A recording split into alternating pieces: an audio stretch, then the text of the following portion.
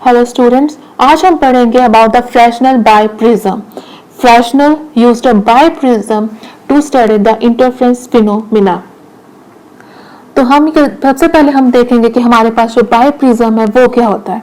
तो जो बाइप्रिज्म है, जैसा कि हम नाम से समझ सकते हैं, बाय मतलब टू, तो biprism consist of two prisms of very small reflecting angle joint base to base. तो बाइप्रिज्म में हमारे पास क्या होता है, बेसिकली टू प्रिज्म्स होते हैं जिनको हमने ज्वाइन किया होता है बेस टू बेस से। जनरली हम लोग जो बाइप्रिज्म फॉर्म करते हैं वो कैसे करते हैं, हम लोग एक थिन ग्लास प्लेट लेंगे और एक उसके जो एक फेस होगा उसको हम क्या करेंगे, पॉलिश करेंगे जब तक हमारे पास एक प्रिज्म नहीं फॉर्म हो जाता विद इन जिसका एक एंगल है वो 179 डिग्री और दो साइड एंगल्स हैं वो of the order of 30 minutes हो।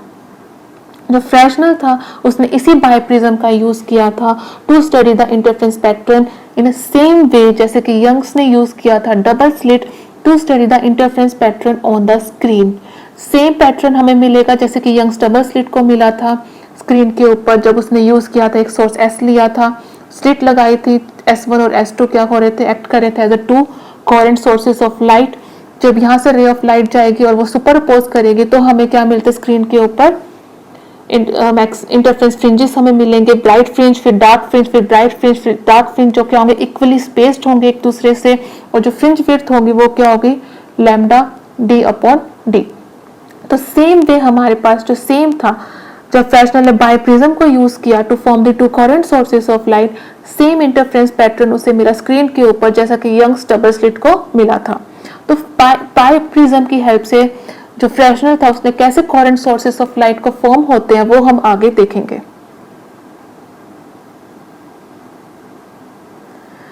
तो जो हमारे पास एक प्रॉपर्टी होती है प्रिज्म की कि जब भी प्रिज्म के ऊपर एक रे ऑफ लाइट इंसिडेंट हम लोग करेंगे,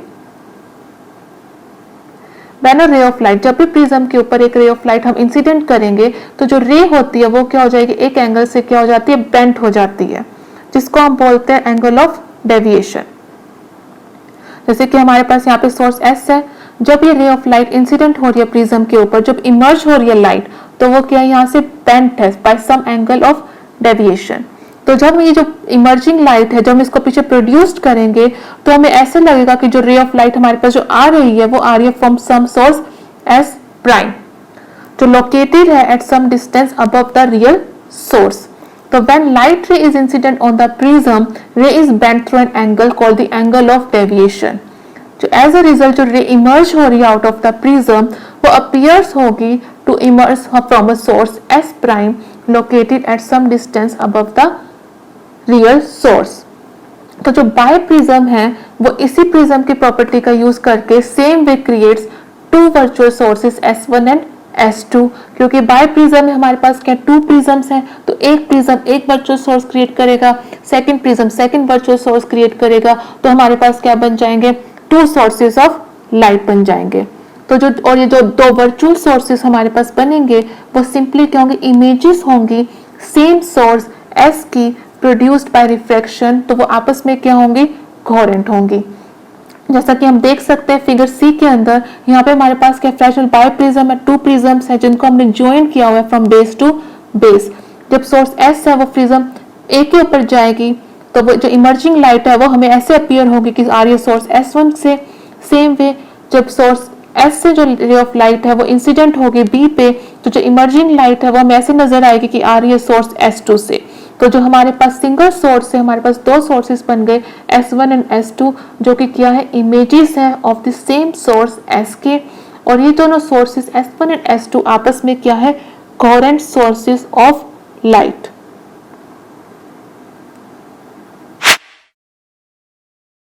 क्या होता है इसका फ्रेशनल बाइप्रिज्म का,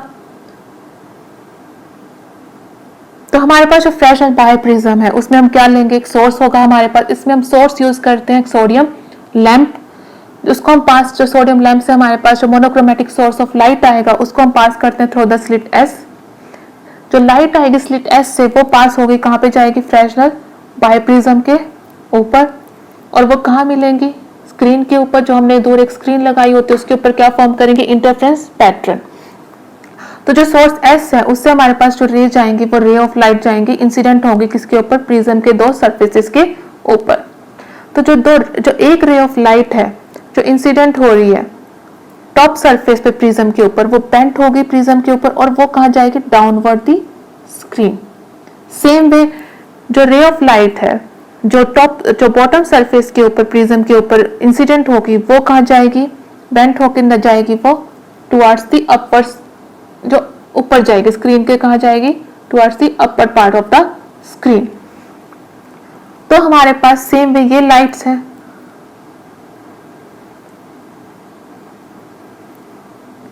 सेम वे ये भी क्या जाएगी, बेंट हो जाएगी और यहाँ पे जाके स्क्रीन के ऊपर मिलेगी। सेम ये रे ऑफ लाइट भी बेंट हो जाएगी और हमें यहाँ पे स्क्रीन के ऊपर मिलेगी।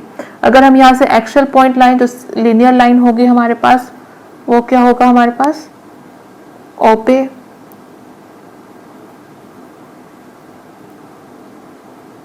हमें मिलेंगी।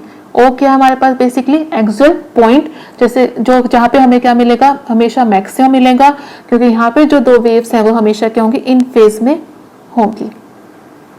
तो अगर हम इनको पीछे प्रोड्यूस्ड करें इन सोर्सेस ऑफ लाइट को, तो हमें क्या लगेगा कि ये आ रही है S1 से, और अगर हम इसको भी पीछे प्रोड्यूस्ड करें तो हमें ये नजर आएगा कि ये आ रही है सोर्स S2 से।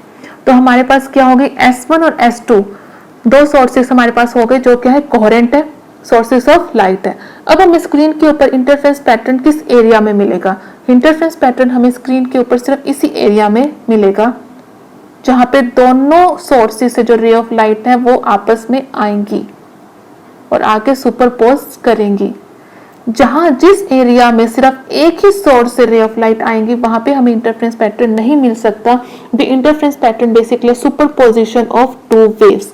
तो जो हमें इंटरफेरेंस पैटर्न मिलेगा वो बेसिकली हमें यही इसी एरिया ऑफ द स्क्रीन पे ऊपर मिलेगा। टुवर्ड्स द अपर यहाँ पे हमें इंटरफेरेंस पैटर्न नहीं मिलेगा, क्योंकि जो यहाँ पे जो रे ऑफ लाइट आएगी वो सिर्फ सोर्स S2 के कारण आएगी, और जो यहाँ पे आएगी वो भी सिर्फ सिंगल सोर्स, एक ही सोर्स के कारण जो रे ऑफ लाइट आएगी। हमारे पास दो रे ऑफ लाइट जो आपस में सुपरपोज करें और इंटरफेरेंस पैटर्न हमें दे, तो जो हमारा शेडेड रीजन है सिर्फ इसी रीजन में हमें क्या मिलेगा, इंटरफेरेंस पैटर्न मिलेगा। हम इसको अगेन देख सकते हैं यहाँ पे, जैसे कि मैम डायग्राम है, ये हमारे पास सोर्स S हो गया। ये सोर्स S से यहाँ पे हमारे पास क्या बनाया हमने, एक्सेल पॉइंट बनाया एक, जो यहाँ पे हमें हमेशा क्या मिलेगा, मैक्सिमम मिलता है, क्योंकि यहाँ पे जो दो वेव्स आ रही कोरेंट वेव्स, जो कोरेंट सोर्सेस से जो वेव्स आएंगे वो हमेशा क्या होता है, फेज डिफरेंस उनमें 0 डिग्री होता है। तो सेम यहाँ से हमारे पास एक रे ऑफ लाइट गई, इंसिडेंट हुई, फोर पोर्शन में एक रे ऑफ लाइट हमारे पास गई, ये हो गई, एक रे ऑफ लाइट हमारे पास ये हो गई, एक रे ऑफ लाइट यहाँ से। अब इसको पीछे प्रोड्यूस्ड किया हमने तो हमें क्या नजर आ रही है कि ये S1 से आ रही है, और जब इसको पीछे प्रोड्यूस्ड किया तो हमें क्या नजर आ रही है, S2 से आ रही है। और जो D है तो हमारे पास क्या बन गए, एक सिंगल सोर्स से हमारे पास क्या बन गए, S1 और S2, to sources of light बन गए, जिनके बीच का डिस्टेंस हम क्या लेंगे, स्मॉल d, और जो कैपिटल D है वो डिस्टेंस होगा between the source and the screen, और जो स्मॉल a है वो डिस्टेंस है between slit and by prism, और जो b है वो डिस्टेंस है between by prism and screen. तो d होगा वो डिस्टेंस होगा between the slit and the screen. तो जो यहाँ पे हमें इस एरिया में हमें क्या मिलेगा, इंटरफेरेंस पैटर्न मिलेगा। हमें इंटरफेरेंस पैटर्न ऐसा मिलता है जब हम उसको देखते हैं, तो यहाँ पे आप देख सकते हैं कि हमारे पास क्या है, यहाँ पे मैक्सिमा है, फिर मिनिमा है, फिर मैक्सिमा है, फिर मिनिमा है, फिर मैक्सिमा फिनिमा, हमें वर्टिकल लाइंस मिलती हैं इसके अंदर। जब बाई प्रिज्म हम देखते हैं इंटरफेरेंस पैटर्न तो हमें क्या मिलती है, यहाँ पे वर्टिकल लाइंस मिलेंगी, किसकी, maxima minima, maxima minima, maxima minima. ये हम लोग लैब में परफॉर्म भी करते हैं एक्सपेरिमेंट, तो वहां पे भी हम लोग देख सकते हैं इसको। तो Fresnel biprism behaves like Young's double slit. Fresnel biprism किसकी तरह बिहेव कर रहा है, यंग्स डबल स्लिट की तरह, जिसके अंदर जो बीटा है से, तो इसके अंदर जो सेम होगा, सेम फ्रिंज विड्थ आएगी, सेम कंस्ट्रक्टिव इंटरफेरेंस मिलेगा उसी के लिए। जब वेव्स क्या होंगी, इन फेज होंगी। जब हमें कंस्ट्रक्टिव इंटरफेरेंस कब मिलेगा स्क्रीन के ऊपर, जब दोनों वेव्स के बीच जो फेज डिफरेंस होता है वो क्या होगा, पाई, 2 पाई, 4 पाई, 3 पाई, और पार्ट डिफरेंस कब होगा, is integral multiple of wavelength होगा। और डिस्ट्रक्टिव इंटरफेरेंस कब मिलेगा, जब क्या होगा, 2n+1 λ/2 होगा। तो सेम वे इसमें फ्रिंज विड्थ का फॉर्मूला भी वही होगा। फ्रिंज विड्थ क्या होती है, distance between two consecutive maxima और टू कंसेक्यूटिव मिनिमा। तो जो फ्रेशनल बाइप्रिज्म में भी हमें सेम फ्रिंज विड्थ मिलेगी जो कि हमें मिली थी यंग्स डबल स्लिट में। तो फ्रिंज विड्थ का क्या फॉर्मूला होता है, लैम्डा डी बाय डी। जो बीटा है फ्रिंज विड्थ है, डी क्या होगा, distance between two virtual slits S1 and S2, capital D क्या है, distance between virtual slits and the screen, और लैम्डा क्या है, wavelength of monochromatic light waves. Next हमारे पास जो इंपॉर्टेंट आर्टिकल्स आते हैं वो आते हैं एप्लीकेशंस ऑफ फ्रेशनल बाइप्रिज्म, कि फ्रेशनल बाइप्रिज्म का यूज करके इसकी 2 एप्लीकेशंस हैं। फर्स्ट एप्लीकेशन है to calculate the wavelength of sodium light, और सेकंड एप्लीकेशन है to calculate to determine the thickness of a sheet. तो अगर हम फ्रेशनल बाइप्रिज्म से wavelength of a sodium light कैसे निकाल सकते हैं, तो जैसे कि हम देख सकते हैं हमारे पास यहाँ पे फ्रिंज विड्थ का फॉर्मूला क्या है, beta is equal to lambda D by D. तो अगर यहाँ पे हम देखें, अगर हमें फ्रिंज विड्थ पता है, डी तो हमें पहले से ही पता होता है, distance between the slit and the screen, और स्मॉल डी भी हमें पता है, डिस्टेंस बिटवीन 2 स्लिट्स क्या होगा। तो अगर हम फ्रिंज विड्थ कैसे डिटरमिन करेंगे वो निकालें, डी निकालें, स्मॉल डी निकालें और कैपिटल डी निकालें, तो हमारे पास क्या आ जाएगा, वेवलेंथ ऑफ सोडियम लाइट। तो हम इस मेथड से हम क्या निकाल सकते हैं, wavelength of a sodium lamp.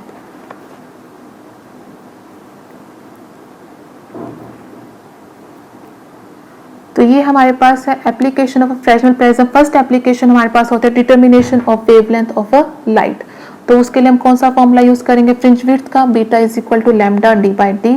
तो यहाँ से हमारे पास लैम्डा क्या आएगा, डी बीटा बाय डी। ये है फ्रेशनल एपरेटस जो हम लोग लैब में यूज करते हैं। ये हमारे पास सोडियम लैंप है, ये हमारे पास फ्रेशनल बाइप्रिज्म है, ये हमारे पास स्लिट है, और ये हमारे पास एक आई पीस होता है जिसके ऊपर हम देख रहे होते हैं कि हमारे पास कैसे फ्रिंजेस बनेंगे।